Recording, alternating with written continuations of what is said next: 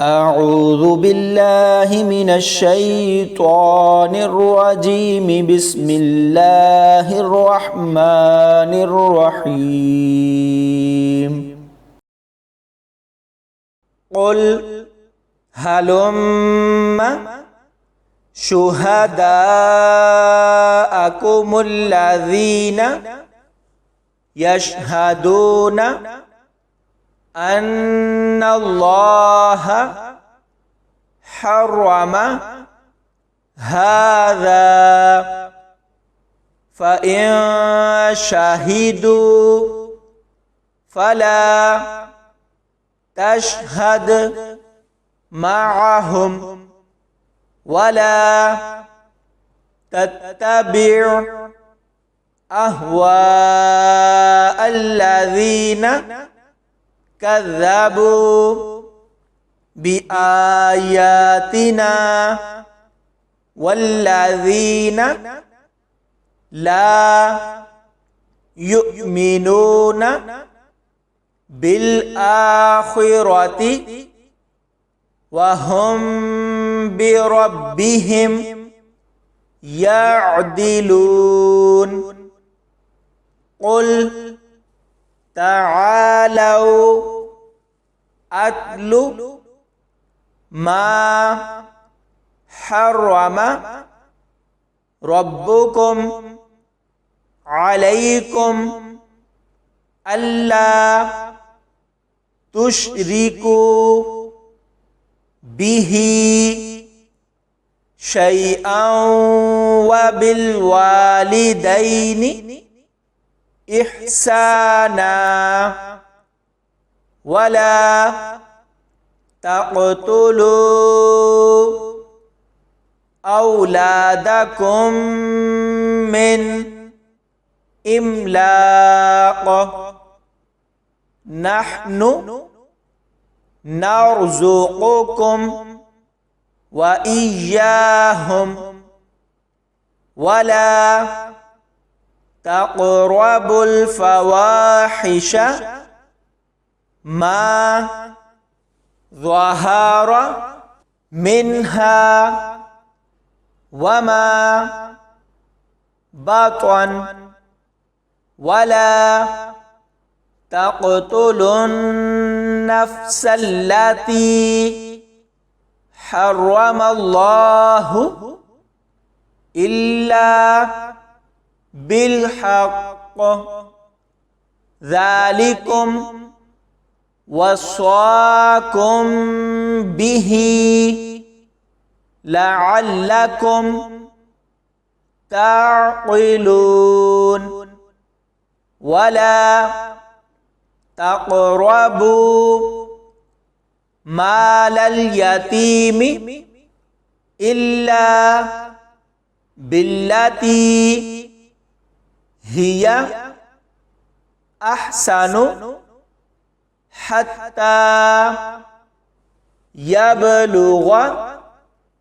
أشده وأوفوا الكيل والميزان بالقسط لا نكلف نفسا إلا وسعها وإذا قلتم فاعدلوا ولو كان ذا قربى وبعهد الله أوفوا ذلكم وصاكم به لعلكم تذكرون وأن هذا صراطي مستقيما فاتبعوه ولا تتبعوا السبل فتفرق بكم عن سبيله ذلكم وصاكم به لعلكم تتقون ثم آتينا موسى الكتاب تماما على الذي أحسن وتفصيلا لكل شيء وهدى ورحمة لعلهم بلقاء ربهم يؤمنون وهذا كتاب أنزلناه مبارك فاتبعوه واتقوا لعلكم ترحمون أن تقولوا